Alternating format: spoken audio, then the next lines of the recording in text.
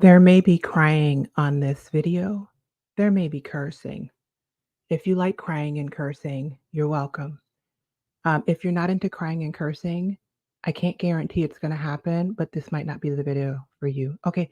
Hey, everyone. It's Rushni of glamazini.com, bringing you light and laughter and real life par usual. Listen, this is a pre recorded video. It is not live. I really hope I'm doing this right because I am in a rush. I am currently in a life crisis, which I will give you a brief synopsis of in a little while. And I thought it would be apropos, to share with you how I manage my major depressive disorder diagnosis in a crisis. Okay, so that's what we're doing. Also, I am having coffee, real coffee at my house for the first time in days. So, um, I'm not used to using this mic yet. And in my Find Your Light group, I go live and I've noticed that when I take sips of coffee, there's like a slurping sound. I'm going to do my best to mute myself so I can also enjoy my coffee, but get this video out because it's super important. So if you see me doing that, that's what's happening. Okay. Last week, Friday, during Find Your Light Friday, I jumped on and gave a ridiculously long list of ways I manage my major depressive disorder diagnosis beyond medication and therapy. Okay. I have pulled up that blog post that I made, and I am going to, the intention right now is to quickly, because I have to leave, because I have to go back to a hospital, is to quickly run through this list and share with you guys real life ways I have been doing these things in this specific crisis. What crisis, Rashni? Okay, give me a second to sip this coffee and we'll get into it.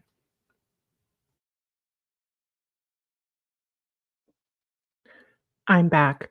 Glory be to our big God. I just remembered that the platform that I use lets me pause videos. So I'll do that instead for the coffee. On Tuesday of this week, which was Tuesday, October 17th, my son came off of the school bus with a broken leg. That's the gist of it. If you know my story, I am a mom to a son with special needs. He is an 11-year-old who was born with spina bifida and a few other things. He is a wheelchair user. And so on Tuesday afternoon, I received a call from the nurse saying he wasn't feeling well. He didn't have a fever. He was drowsy and falling asleep in class, and he was fine to remain at school. When I went to get him off the bus, a, like an hour or so later, I immediately noticed that something was off with his leg when they were lowering him on the wheelchair lift. I spoke to him about the fact that he was groggy, and then the minute I picked him up out of his chair, I realized that what I saw with my eyes, which was something wrong with his leg, was structurally entirely different. His leg was behaving as his leg has never. And so I took him inside the house. I removed his pants, pulled down his sock, and my theory at that point was that his knee was dislocated or broken. That was my theory. Of course, that sounds horrific. Oh, let me say this. I'm speaking very calmly and slowly because I'm on a time crunch. I want to get this video out. Want, don't need. I'm explaining that to you later. And I also have a PTSD diagnosis. So my nervous system es basura right now. Matter of fact, let me get some coffee on that. This pause button is God's work. Anyway, my nervous system is trash right now. I have been shaking pretty much nonstop since Tuesday. I can't get my physiological nervous system responses to fully calm down. And the anxiety has gotten worse and worse as the days go on because I have had several experiences of not being listened to, not being heard, not being supported, and then being proven correct. So it's been a thing. But I'm speaking this way because I need to get this video filmed and out. Okay. So that if I sound a little slightly catatonic, it's pre-coffee and that's why. Okay. So of course, that was not how I was expecting our Tuesday to go. I was expecting us to come in and get our food like we always do as usual, maybe sit out on the deck as usual, live our lives as usual. Instead, I have a child with a noticeably broken limb that had been dropped off at my doorstep, and none of the adults involved with him noticed. So, of course, I started making phone calls to whomever I could at the school, and I called his pediatrician to take him to the doctor. Eventually, long story short, he ended up in the pediatrician's office, emergency room, ambulance to the other hospital where he was born and where his treatments have occurred over his life, the pediatric intensive care unit at that hospital, where we spent 2 nights. I spent 2 nights with him down there. And then last night, he was moved to the main floor of the hospital, and my husband and I switched, and I got to come home. So you heard that right. On Tuesday, I took my son, who was dropped off at my house with a broken leg, to the hospital, and I got home last night for the first time, and that was Thursday. So, with a major depressive disorder diagnosis, and PTSD diagnosis, and an already stressful week happening. Let's put that out there. I had something in my personal life that was huge happen earlier in the week on Monday and really just whew, and I was intentionally trying to, bring myself down and regulate. You could understand how this would be an amazing time for me to share with you how I actually manage my depression symptoms as best as possible when the shit hits the fan. And I said there would be cursing. So, like I said, I already warned you guys. If you missed last week's video, I highly recommend you go watch it because it goes into more detail. This is just going to be my current experience. I also wrote a blog post about this. I will do my best to put links to all the things in the information box, but you guys, I'm literally going to film this, put it, schedule it, hopefully hope the technology works, and then get up and leave and go back down to the hospital. And I'm not sure if he's even going to be discharged tonight. And I'm not sure if I'm going to be the one that has to stay at the hospital. So if you don't see the links in the information box, I apologize. I probably will get them there at some point, but hopefully you understand. Okay, watch last week's video, more detail right now. The first thing I recommended that we do when we have to manage our depression diagnosis is validate that the depression is valid.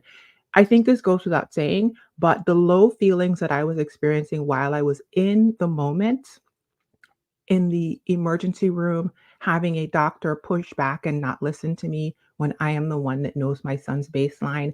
I am the one who have been in emergency rooms with one other emergency room with my son before earlier this year. And I am trying to tell her what his experience is with certain medications, and she just wouldn't listen to me. That's what happened. I did not allow medical professionals to gaslight me.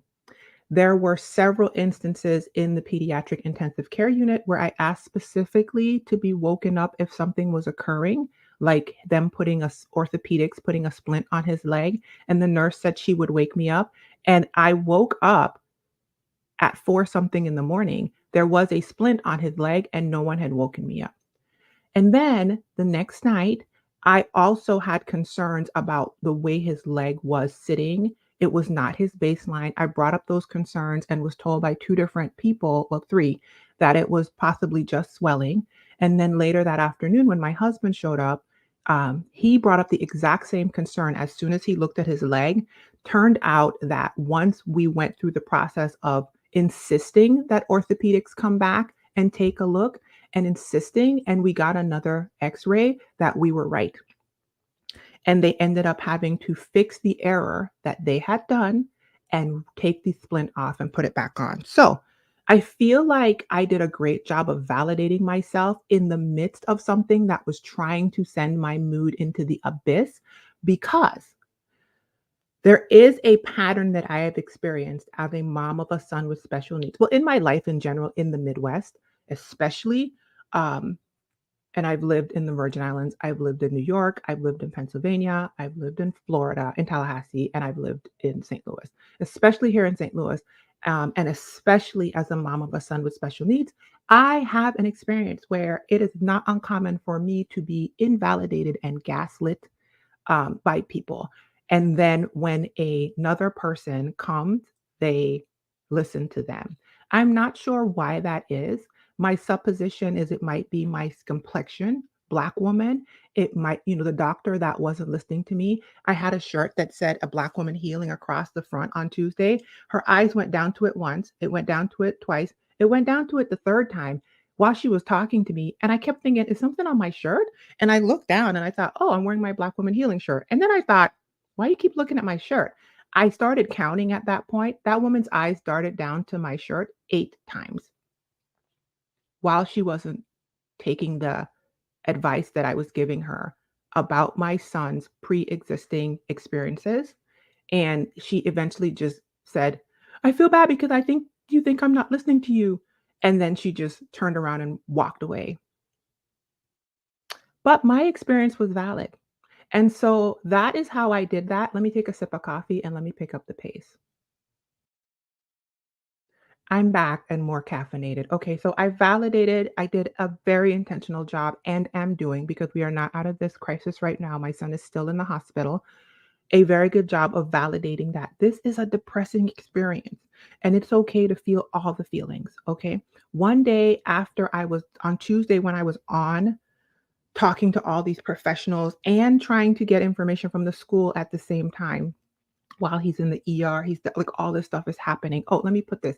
He had a leg break, and after the leg break, he started having an increasingly escalating respiratory response. So, okay, I wanted to add that in. I think I did a great job of validating that this was a I was about to cuss for real, but I'm not gonna say that one. It was a effing crappy situation, and so my feelings were valid, and when I finally got in the car by myself after they left with him in the ambulance, I called my best friend and I said, "I need to break down and cry right now." Okay? So, I knew I needed that. Yesterday morning, when I was getting significant pushback from a nurse, the same one who wasn't listening to me the night before, she was the same nurse the night before, about the thing that would eventually be proven to be correct by the X-ray and that orthopedics would have to fix. I was getting pushback about my theory on this problem. And when she finally left the room, I just sat and cried. I literally sat and said, "What do I need right now?" And I realized I needed to weep. Okay, next thing, stick to my routine. Of course, it was impossible to stick to my routine at the hospital the past few days. I was able to grab a couple things like my oregano oil and my favorite little cup. So I took my cup and I would fill it up with water, put oregano oil in it, but there was really no routine. I have a toiletry bag that I keep pretty stocked. And every time I finish a trip or a solo self care staycation, which I did a video about, I make sure that whatever was ran out, it's ready to go the next time.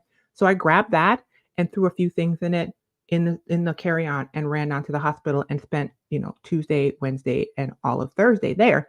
And that was pretty sufficient. And I did a good job. Now, when I got home last night, I got home late last night. I was able to take a shower. I was able to make an egg sandwich, which there's one bite of an egg sandwich sitting there because I had not been eating properly, but I I I could have done better. And this morning, I am having good coffee, right? I didn't have any yesterday. The coffee the day before was horrible. I also purposely woke up a little earlier than normal and I did my morning stretches that I always do. I did my affirmations that I always do. So this little stint in between the hospital, I am intentionally making myself experience my abbreviated version of my routine so that I can help bring my nervous system down. Okay, so that's one of the things I'm doing. I have my, I'll show you guys. This is one of my favorite French presses. I washed it because the dishes were not clean because I had not gotten to the kitchen. I've just, I'm taking my supplements. I also have a pounding headache, you guys, because of the bad food I ate last night. But I'm those are the ways I'm doing my routine. Last night when I got home from the hospital and I jumped in the shower for the first time since Tuesday, I got a shower steamer and threw it in the shower with me so I can kinda have a little bit of aromatics, you know what I mean? And I used my weighted blanket last night, so that was amazing as opposed to sleeping on a chair in a hospital. Okay, check in on my diet. I just told you guys I could have done a better job. I was actually doing really well the first day. My husband brought me just I'm keto, it's very hard to eat keto at the hospital, but I was doing a really good job. But then when the stress level started to go up with the medical professionals kind of not listening to me and me being very concerned about my son's broken leg being set improperly, which turned out to be correct, by the way. Let's have some coffee on that.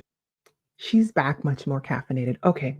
The stress level went up and I started eating random things. I went down to the family center, whatever they have, and ate 2 bags of small chips. When my husband showed up, he had popcorn. I ate that. And then yesterday, I ate these little snack tuna fish and chicken salad things that I had eaten the last time we were in the hospital and that had given me a pounding headache. But yesterday's food situation was trash because I was so busy trying to make sure that my son's care was taken care of and that people weren't dropping the ball because there were a few ball drops the day before that I never really got to go and get food. I think around 1 something, 2 something, my husband called me and reminded me that I hadn't eaten and hadn't drank 1 drop of liquid, like not even water. And I was like, "Oh, water is a thing." So I could have done a better job of checking in on my diet. However, I have a pounding headache right now, and that is because of those stupid s- snack cracker things that I ate last night. I'm gonna take ibuprofen. I got my pills over here and knock this headache out. I prefer to just let headaches ride out, but I definitely didn't do the best job. Okay, check in on my sleep and rest. The first night at the hospital, I slept unusually well. I spent a month on and off in the hospital, sleeping in the hospital with my dad when he was ill several years ago. When we were there, my mom would sleep on the bench seat that they provide, and I would sleep on the recliner. So I have already worked out how to sleep on a hospital reclining chair pretty successfully. Like I know what pillow situation I needed. So the first night I just did what I did, covered up, asked for what I needed, and I think I slept from like midnight to 4. That was the first time I got woken up pretty solidly, and then I went back to sleep at 5 something and probably got like 2 more hours of sleep, which was incredible. So I was very intentional. I took my sleep mask, I took 1 earplug, I think I told you guys I put 1 earplug in sometimes, one when not the other one because I need to hear in the hospital room, right? And, was very intentional about my sleep positioning, did not have any back, knee, hip problems and all that. The second night, not so, because I had noticed that they were not doing things I asked them to do or waking me up for things, and that some things were kinda sliding through the cracks without me being eagle eye mom. It was hard to sleep because it was the same nurse, and because at that point, I had gotten, a call back from the school, and they basically said, "We don't know what happened. I don't know that it was broken." Stop, that's wrong, Rushni. Caffeinate. You're acting up. Give me a second, you guys. 1 second. Okay, she's back more caffeinated and hopefully more regulated and better. The school at that point had contacted me and said that they contacted everyone that had been in contact with him, and no one noticed anything all the way through the bus driver and the bus attendants. The same bus driver and bus attendants that was standing there when I looked at my kid and was like, "Something's wrong with his knee." So all the adults saw nothing, and if his leg was broken at school, yada, yada, yada. So that increased my anxiety through the roof at that point. That and the fact so that made it very difficult to sleep. I think that night trying to sleep also, my son's anxiety seemed like it was raised, which would make sense, right? So he kept calling me all night. So the second night I was in the hospital, my sleep was just a disaster. That said, my husband did, you know, tag in, and he went to sleep in the hospital last night, and I got to come home. I got to take a shower. I got to sleep in my own bed with my weighted blanket. I got to listen to like soothing things that bring my system down. And I slept okay. I slept okay. My sleep, let me check my sleep app real quick. I think it said that I had 85%. Oh, you know, another thing, I just saw it because people are pinging me. Another thing that is really stressful is having to manage all the people asking you how he's doing. That alone is a job. Like, it's a job. 84% sleep quality, and I got 8 hours of sleep. Anyway, let me pick it up. So that's how I managed that. Let's keep going. Move or exercise? I did not. However, I did walk around as much as possible. I did as many stretches as I could in the hospital, but I couldn't do the normal stretches that I do because it's on your back on the floor and I'm not. That's gross. I did eventually yesterday, with the help of physical therapy, get my son up and out for a little walk. So that was as much moving and exercising as I could. The other thing, I'm gonna pick it up, you guys, because I do need to go. I'm talking slow and moving slow. The other thing I recommended is do one thing. Clearly, I was unable to do a lot of the things, but the things I could do, I did. I got up, I got did what I could at the hospital. I had my favorite pineapple mug, I had my oregano oil, and I did the best that I could. Okay. Deliberate light exposure. No. I was stuck in a hospital room, and because my son broke his leg, and PT had left the first day, and his wheelchair is not equipped for the splint that they put on his leg. We could not leave because we did not have a way to ambulate, to move my son anywhere. So even though he was approved to go out into the garden, we had no way to do it. So we were stuck in the room. I did open up the blinds. And then on the second day, we did go outside for just a short walk in the garden with PT. And PT's supposed to come today. They might be there right now with my husband, but I did not do a lot of deliberate sun exposure. There were just moments when, you're rushing from, this specialty calls you, you're going to a x-ray, you're going to admitting, and you're rushing back and forth.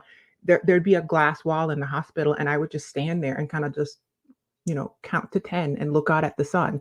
Or when I had to run to the parking garage to get his wheelchair out of the back of the car, I just stopped for a second. But that was the best I could do. And today, hopefully, I'm going to have a few minutes before I leave to go to the hospital to just open up, outside and just stand in the sun for 3 minutes maximum and then move on.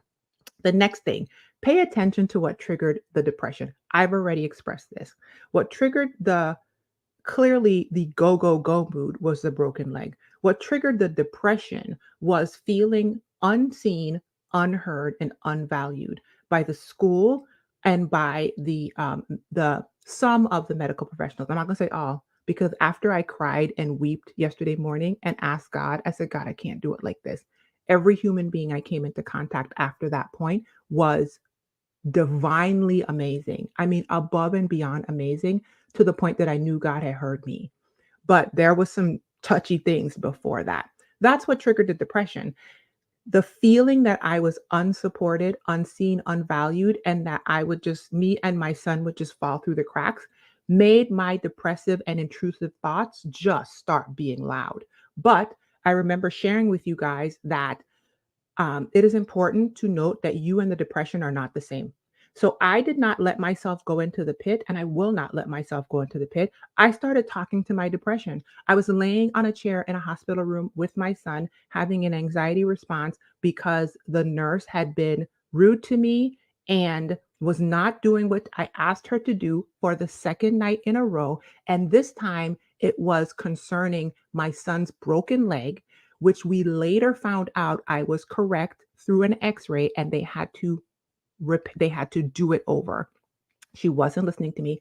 And while having that happen, I started talking to my depression as though it were a third person. The horrible, really bad, intrusive thoughts started coming in my head. And I started telling the depression, I don't know if that's true.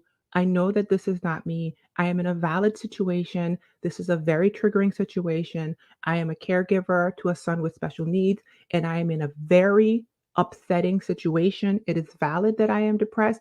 All of these bad things that you're saying are not true. They are me crisis building, and they are me having my mind leave. Remember, I go back to the last video. This is going to sound really whoopy, but I'm going to say it. Having my mind leave my body and go to the future, having my mind and cause anxiety and worry, having my mind leave my body and go to the past and cause anxiety and worry. And I started centering myself and asking myself what was real and validating.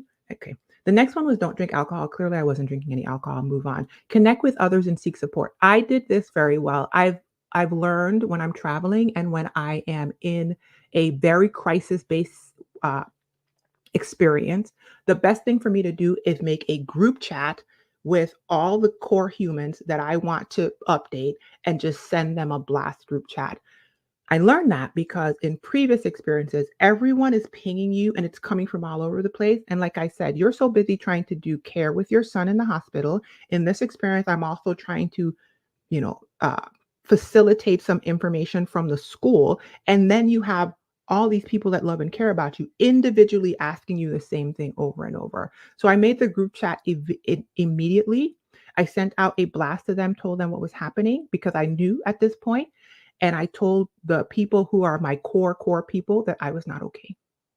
There was no more strong. There's listen, let me tell y'all something. There's no more strong Rushni. Okay. I told you guys in the video about what I'm leaving behind, and I'm leaving behind what people think about me. The strong black woman persona that I learned growing up and was modeled for me and is still modeled for me es basura. Listen, it probably served who it served. It does not serve me anymore. I am not okay. Do you hear me? I am intentionally managing an excruciatingly difficult situation with a depression diagnosis, a PTSD diagnosis, a school who is currently just saying, we don't know what happened if it happened at school. And a child that was given back to me with a broken leg that he could not feel, but his entire body was going into distress. And other personal things occurring. I want to make sure I say that stuff that I haven't shared, other extremely stressful. This is not a space where I'm going to even pretend that I'm okay. Okay. What you're seeing right now is a person who has done, not even intentionally, just never spoken up and said, me. And I did such a great job. The people who are my core, I told them I wasn't okay. When I needed to cry, I called my friend and I said, I need to cry. I was very open with, I went and I got the food vouchers from the hospital, like everything that I could think of. I told my husband, I didn't sleep well. My brain is mush. Yesterday, especially because I barely had any sleep, like 2 hours of sleep, I was interacting with so many people trying to get this issue fixed with his leg. And I would start the conversation by saying, I did not get a lot of sleep. I may be talking slow and my mind might seem like it's mush. Give me a second to get this out. And all of the medical professionals at that point and humans I came into contact with understood. That's how I did it. That's how I allowed support. If somebody said, can I go get you a cup of coffee? I said, yes. Now, it wasn't good coffee. Let me sip this good coffee. But I did that and I am still doing that. And it's something I'm learning and I'm undoing this trope of bearing the burdens on my back and then complaining about how nobody supports me that I've seen modeled. Okay. On Exodus Summit, let me get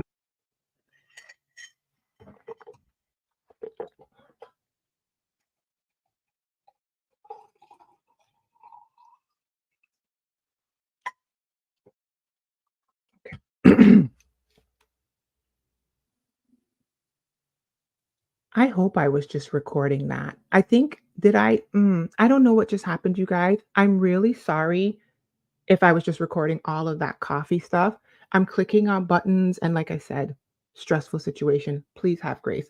On Exodus Summit, which was a summit I was on a couple weekends ago, I heard somebody say that black women are either the what was it? The maid, the mule, or the mattress. And listen, I was taught to be the mule. I am no longer the mule. Help me. Matter of fact, people have been asking how they can support me.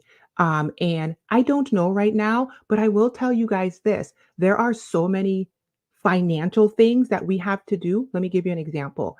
I don't know if we're going to be able to use his wheelchair because of the way his leg is. And so we have to get a wheelchair. And I don't know if we have to rent it or we have to buy it, but these things are hundreds, if not thousands of dollars uh, to rent and or buy. So that's the thing. I have to buy him pants because the pants that I have for him do not fit over the leg splint. So I literally don't have any long pants anymore that fits my son. I have to buy him. I'm trying to be very private about his needs, but let's just say I have to buy him all new continents need things because the continents need things that we get from the medical supply store that we have in our house here that are delivered will not work with this thing on his leg. So just that alone is financially increasing what I need. So if you want to help, if I remember to, I will put my my Cash App is dollar sign glamazini if you want to, just dollar sign glamazini. But I'll put a link to that or the information in the information box when I can. And I think I have a PayPal thing too that you can like donate. That's how you can help. I'm asking for help. It's new for me, but I'm doing a good job. Okay, next, do something fun and expressive. Do you see these flowers right here? These flowers arrived on Tuesday, right before my son got off the bus. So I literally just opened the box, stuck them in the vase, and left for the hospital. I didn't arrange, I didn't try hard. They've been sitting in my house, and I never even gotten to enjoy them. So sorry, you guys. I'm sitting here thinking, I hope I recorded. I hope I didn't mess up part of the recording. If I did, Grace, thank you so much. I just picked up these flowers and brought them up here. Well, first of all, yesterday when I ate my little sandwich, I sat in front of them and I was like, oh, that's nice. I brought them up here so that they could be in the shot and so that they could live on because I don't know if I'm going to come back home and be able to see these flowers. Where do you get these flowers from, Rashni? I have a floral subscription. I buy myself flowers every single month. And I write things in the cards and then I glue them to my calendar. So in the card to myself, I'll read it to you guys. I have an unlimited and unrestricted capacity for feeling good, and I find reasons to embrace and amplify my positive emotions. I love you, Rushni. Right? I like I said, I didn't get to do a lot of fun things. I did allow myself a few moments this morning when I woke up to just like browse the internet and look at some things and not be on my phone specifically doing care need tasks and emailing people. I'm also, listening. The drive to the hospital is like 40-ish, 50 minutes, depending. I'm intentionally listening to books and just allowing myself to relax. Oh, another thing I did, let me take this off. I'm a black woman, so I don't care about my scarf. I redid my hair. I this morning when I woke up, I got a haircut on Saturday and just threw this up in my hair real quick, thinking that I was gonna come home and do my hair when I got home. It was pseudo cute, so I kept it. And then Tuesday, I was gonna do it on Tuesday, and then I thought, I'll do it on Wednesday. Well, that didn't happen, and my hair was the way it was until this morning, which was this, except messed up.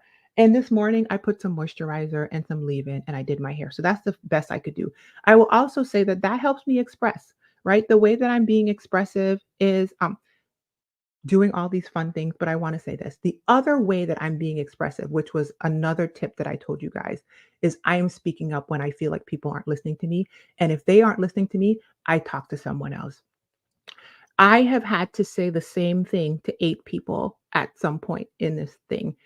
I refuse to feel bridled, especially when it comes to my son. I told you guys that for some reason, my presentation, I don't know if it's because I'm tall, I'm black, I'm female, I have a very direct communication style because I'm from the Caribbean. I don't know what it is, but some people I can tell as soon as I walk up to them, they are intimidating, oppositional, and defensive in how they speak to me, especially here in the Midwest. And then some people are not. And I can almost tell the difference when I walk up to people. I don't care. I expressed myself. I told you guys the difference, in my mind, the opposite of depression is expression. And so I am expressing myself to my husband. I am expressing myself to the nurses. I am expressing myself to the techs, to the orthopedic people, to the people in the x-ray room. I am expressing myself to the people who are coming to visit us. I am being as calm and as clear as I can with what I need, and it is being very helpful. Um, let's see, reality and fact checking. This is a big one. So, a couple things I'll share. I told you guys about the intrusive thoughts that started coming in and telling me all these horrible negative things. One of the negative things that was telling me is the reason why I'm doing this video. When I did my solo self care staycation, I read a book. It was called The Big Leap. It's amazing. Everyone should read it. And it introduced me to the idea of an upper limit problem. One of my upper limit problems that I identified for myself is that I don't show up. One of the main reasons I don't show up is my depression. My depression would knock me off my kilter and I would just check out of things. And so I was very unreliable, not typically always for other people, but sometimes, but often for myself. And I also knew that discipline meant keeping a promise that I made to myself, but I would let my depression knock me off of that and I would not keep promises to myself. So, when I was in the hospital, one of the things the voice told me is, oh, so after the solo self care staycation, I intentionally started adding I show up and to the beginning of my affirmations. And I started showing up. That's why you guys have been seeing these videos. However, when I was in the hospital, the voice was like, see, I told you you can't be consistent. This is a horrible situation. Your life is horrible. You have all these extra things that other people don't have to deal with. Like the same thing. Everybody else can show up because they don't have all these things happening. Blah blah blah. It just started talking to me crazy. Just talking to me crazy at the side of its ridiculous mouth, depressed mouth. Give me a second, coffee. So one of the reasons you guys are seeing this video, if the technology works, is because I show up. I almost cussed just now. Cussed at the enemy. The devil, the saints will call it the devil.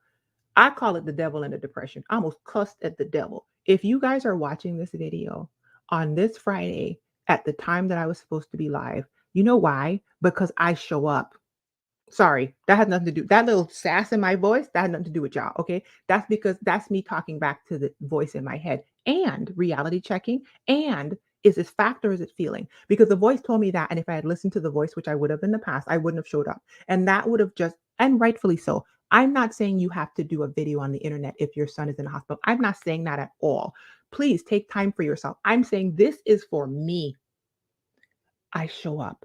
Now, am I always going to be here every Friday? No, not necessarily. But in this particular instance, it was super important for me to show up because it's a message I'm sending to me. I have been unraveling my own story in my own head and showing me that I can trust me.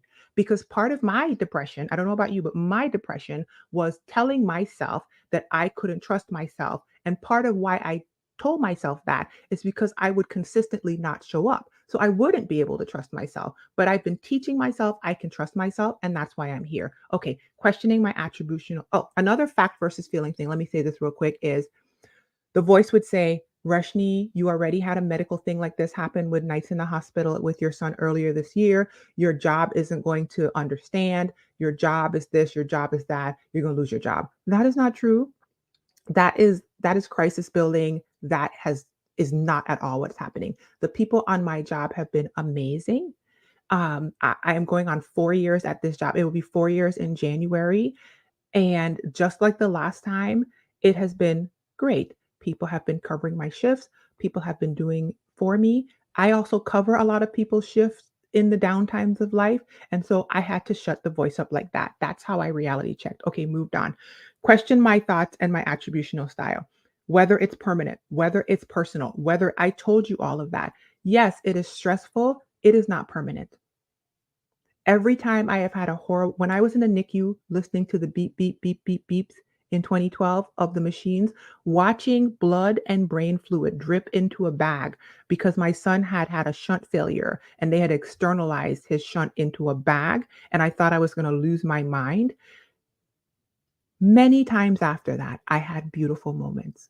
Many times after that, my son and I were dressed in cute outfits outside in the sun. We were at the beach, we traveled, we lived, we ate well, we joked, we watched movies. So much beautiful life happened after that. When we were even in the hospital in February and it felt like everything was going into the abyss, it wasn't going into the abyss.